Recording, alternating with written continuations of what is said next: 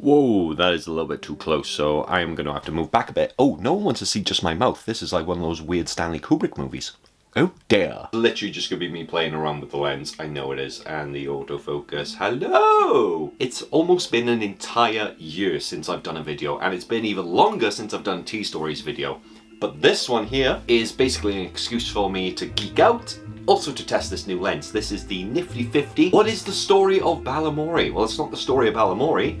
It's Scotty's story with a cup of tea as I tell you about my day at Harry Potter Studios. I said Harry really weird then. Harry Potter. That was a terrible Scottish accent, that was. What the hell are you doing, love?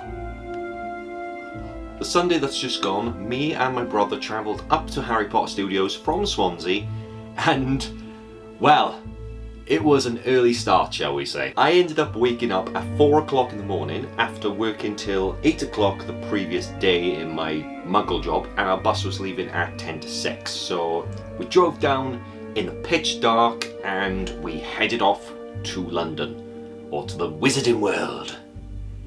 And the journey in itself was enjoyable because, one, I got to spend time with my brother, who I don't really get to spend much time with, which I probably should make a lot more time for. What did we do on the way up? We stayed in tradition and we went back to our nostalgia and played the PlayStation 1 version of Harry Potter and the Philosopher's Stone. That's all touchscreen anyway. But I wasn't going to vlog, but now this has inspired me. Come on, Hufflepuff! We did it! You mean Hufflepuff lost? Yes, Hufflepuff lost. God damn it. Damn you! A lot of people say it's so bad it's good, but I don't even think it's that. I just think it's good. Yes, I know Dumbledore looks like a sloth, Hedwig looks like he's been flattened by an iron, and Hagrid just looks like whatever this is. As soon as I heard, I rushed down from my hut to give you a big congratulations. I know you'll catch the snitch first, I just know it. It just brought so many memories back, and we were laughing, we were chuckling, we were reminiscing.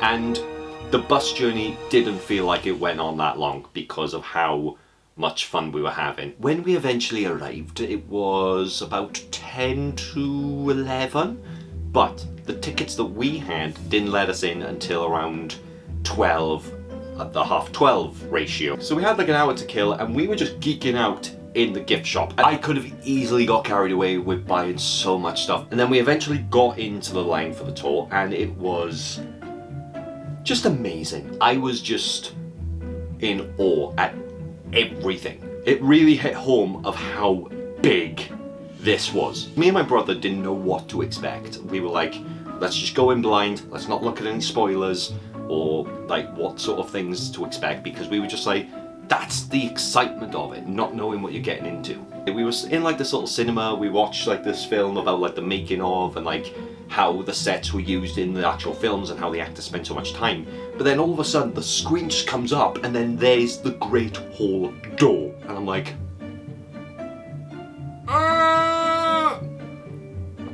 yay! Is it anybody's birthday today? Because if it is, you could come and be the ones to open the Great Hall doors. And I was like, I was given these as a birthday gift, so it was technically my birthday when I had them. Does that count? But before I actually managed to say anything, 2 other people went up. I mean, one had a 30 badge on there. It's like, yay, 30 club. Now you know how it feels. It's all downhill from here. 2 kids there as well. So, but it was a really nice thing to see, and just I don't want to go into details of everything because I would just be basically giving you like an audio description of what the entire tour entails. But just look at some of these videos and I can't believe it. I genuinely felt like I was that 6 or 7-year-old boy sitting in the cinema and watching the film for the very first time. And I'm like, that is what I love about Harry Potter, is the fact that it just makes you feel so good. Like my brother said to me, it's like, he only watched the Harry Potter films again like about a couple of weeks ago.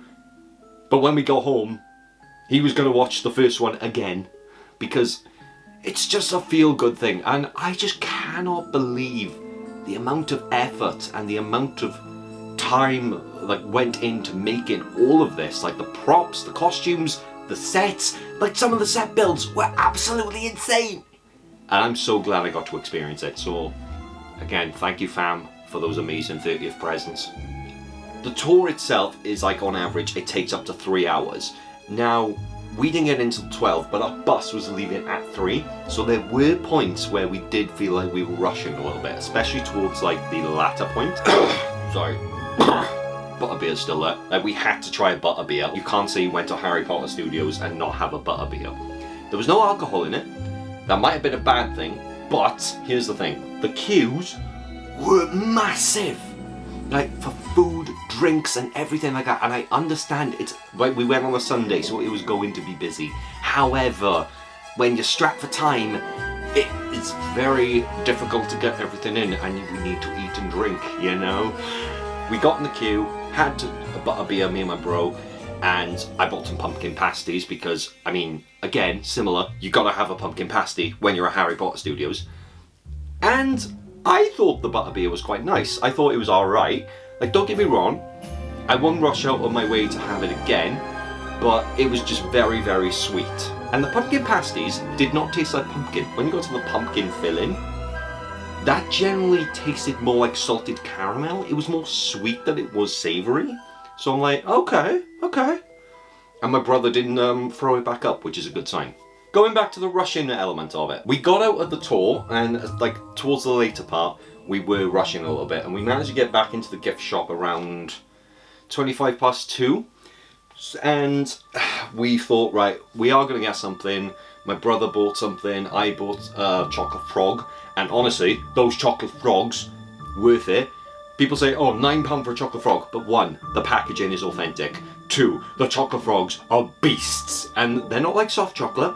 I took 1 bite, and I thought my 2 front teeth were gone. I thought, great, this is going to be fun, isn't it? The card I got, Beaumont Major Banks, a pioneer of herbology and a collector of many rare and magical flowers.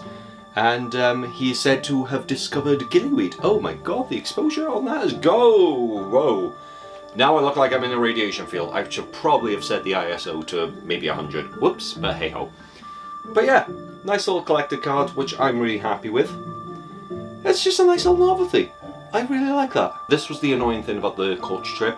Now, I'm grateful to the coach trip that organised it and for taking us up there, bringing us back and all that. However, we didn't really have time to eat. That's a problem. And we were running off very little food.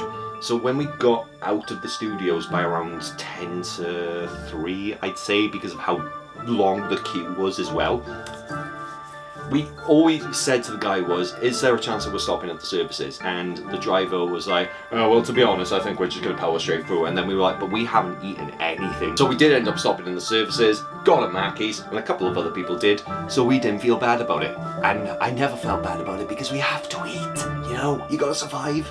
We were just knackered. Being up since like 4 o'clock in the morning, 5 o'clock for my brother.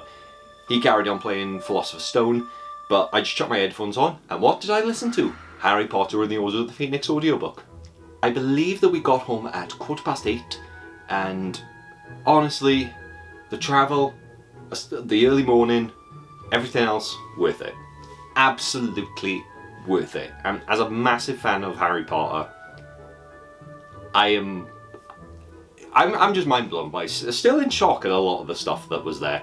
Thank you again for tuning in, guys. This has been Scott Anthony Christie, who has been geeking out to the world of Harry Potter. And I shall see you at some point in the future. Have a nice day. And until then, mischief managed.